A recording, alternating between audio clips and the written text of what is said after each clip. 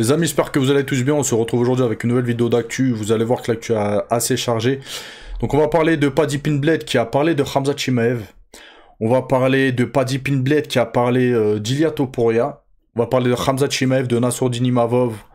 On va parler de d'Islam Makhachev qui a pris la parole concernant Ilia Topuria et en gros, il explique que à peu près tout le monde le sait et se rend compte aujourd'hui qu'Ilia Topuria a peur de Tsarukyan. Du moins, il le craint énormément, il le craint tellement qu'il ne veut pas le combattre. On va parler de ça, bref, on va faire un petit peu le tour de l'actu, les gars. On commence tout de suite, les amis, avec une vidéo d'Alex Pereira qui est en pleine prépa. Et c'est bizarre, il a encore fait appel à Strickland. Ils sont potes, je comprends pas comment ils arrivent à être potes les deux, mais bref, on regarde.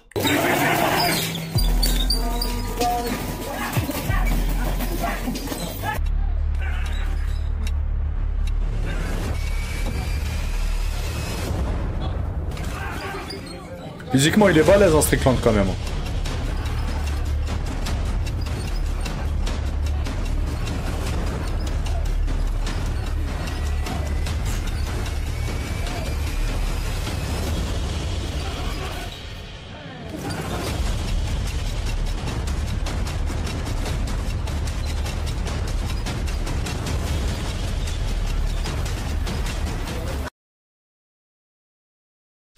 Continue les amis avec Brian Ortega, il est revenu en fait lors d'un cutting qu'il a fait pour l'UFC Shanghai.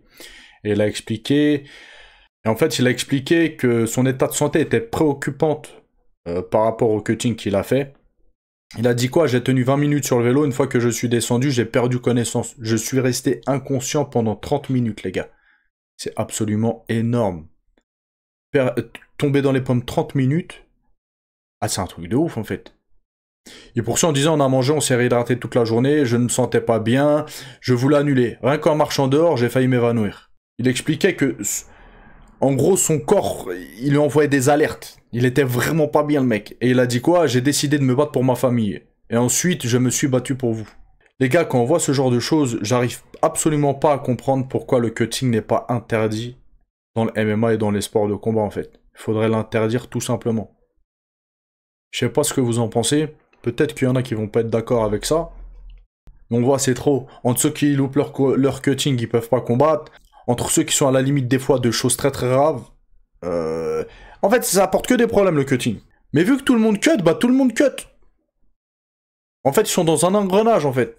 Vous captez? Et c'est au final, bah... En fait, les gens ils cut pour être par exemple en 84 kilos, mais ils se retrouvent, ils sont tous à 95 kilos, 100 kilos.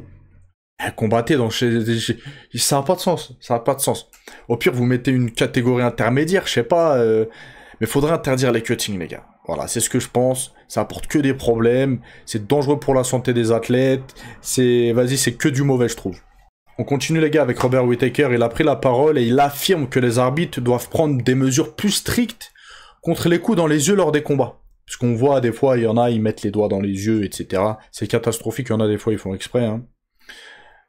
Donc il a dit quoi? Il faut s'occuper des coups dans les yeux. Il faut s'en occuper. C'est tellement dur quand on se fait piquer les yeux. Ça vous rebute. Ça vous... Je sais pas comment on peut traduire ça. Et pour ça, en disant, je pense que les conséquences pour les coups dans les yeux doivent être un peu plus sévères. Moi, je suis d'accord avec ça, les gars. Je suis d'accord avec ça. Parce qu'ils ont des avertissements, des machins, mais bon, un seul coup dans l'œil, ça peut te ruiner un combat, les gars.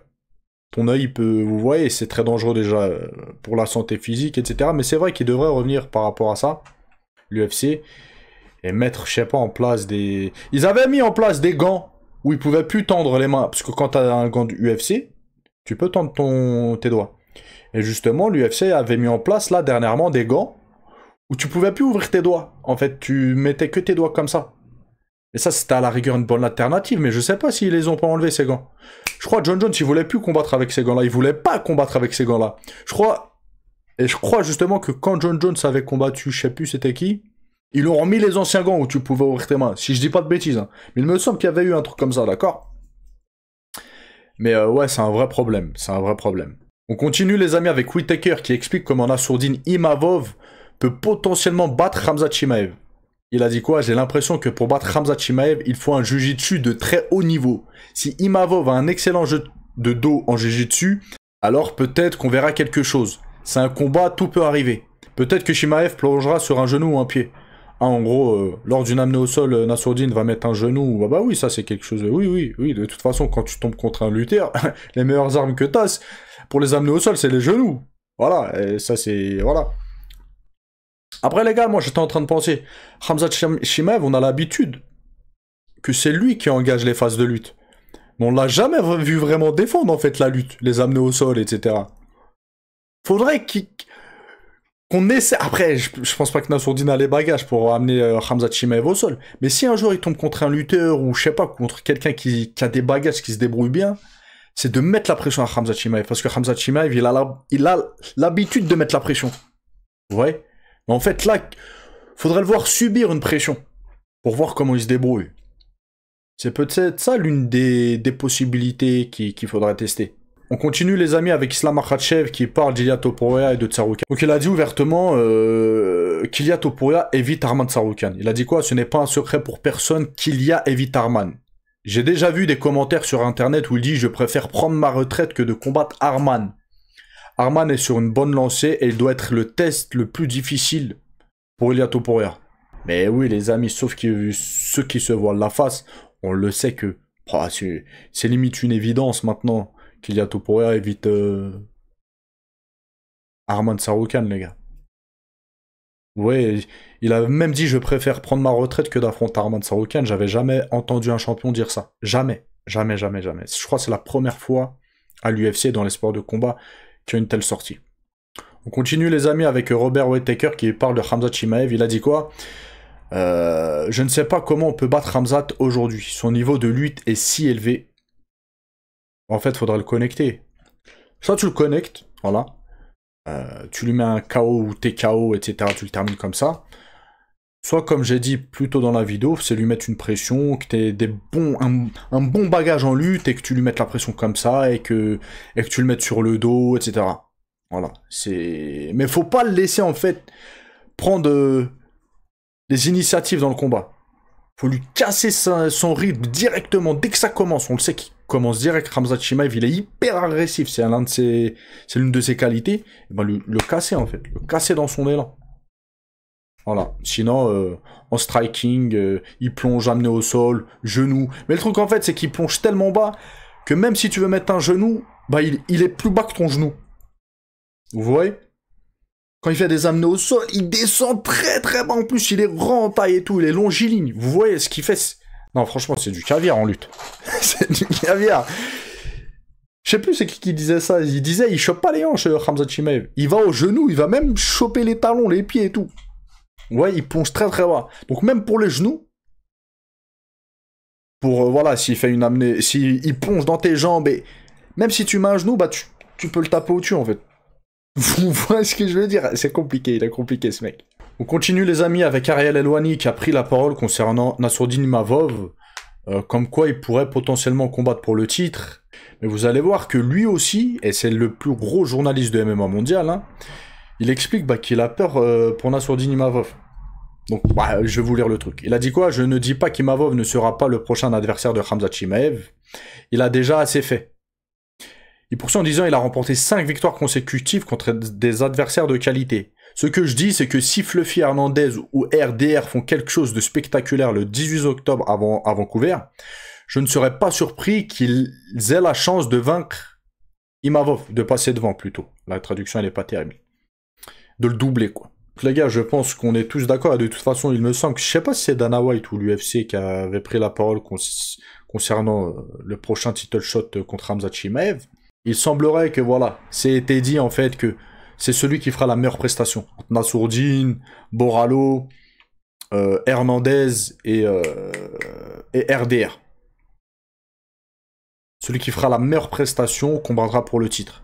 Et bon, c'est pas normal du tout, je suis assez revenu sur ça, voilà. Mais là, quand t'as le plus gros journaliste de MMA qui en parle et qui dit « Ouais, moi aussi j'ai peur, etc. », c'est qu'il doit avoir des infos que nous on n'a pas, hein, les gars. Lui, il côtoie très fréquemment des athlètes de haut niveau, il a... Voilà. Il est en bis-bis avec l'UFC. Voilà. Donc si lui aussi dit ça, les amis, c'est que ça pue pour Nassourdine, les gars. Et avec la prestation qu'il a fait, voilà, ça risque d'être compliqué. On poursuit les gars avec John Jones, un ex-rival de John Jones, le tacle après sa dernière sortie. Bon, on entend John Jones hein, très fréquemment dire ouais, j'ai réintégré le truc antidopage, je recommence les entraînements et tout, je m'entraîne durement, etc., etc. J'espère que Dana White me fera combattre à la Maison Blanche. Et là, on a Chael Sonnen qui a une chaîne YouTube de MMA, etc., qui est ancien combattant de l'UFC, etc., qui a pris la parole. Il a dit quoi? Des bêtises pour parler poliment. Il a dit le problème, c'est que rien n'a fuité sur Instagram. Personne ne prétend s'entraîner avec John Jones. Personne ne prétend avoir vu John Jones s'entraîner. Donc là, c'est que les dires de Chael Sonnen, d'accord?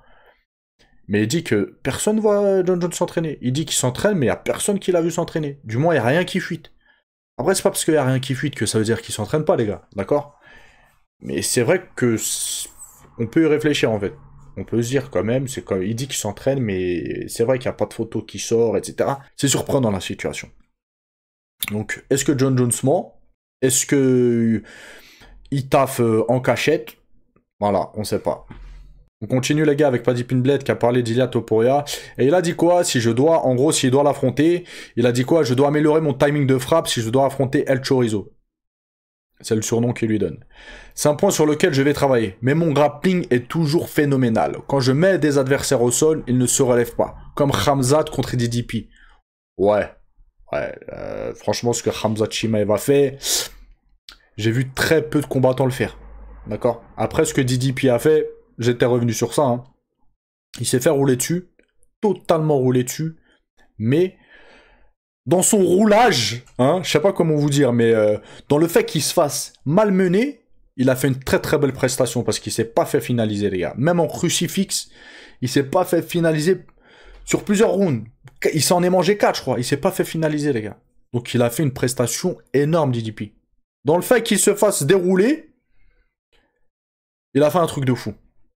J'ai vu très très peu de personnes survivre à des crucifix. Hein. Une fois que le crucifix il est fait, les gars, pour pas se faire finaliser, c'est compliqué. Voilà. Donc, bref. Pour revenir à Paddy Pimblett, oui, il se compare à Khamzat Chimaev. Je sais pas si c'est la meilleure comparaison. Hein. Mais encore une fois, j'ai vu très très peu de combattants faire ce que Khamzat Chimaev avait fait à Dricus du Plessis. Voilà. Bref, c'était une petite vidéo, les gars. Je vais vous laisser. Je vous dis à la prochaine. Ciao, ciao.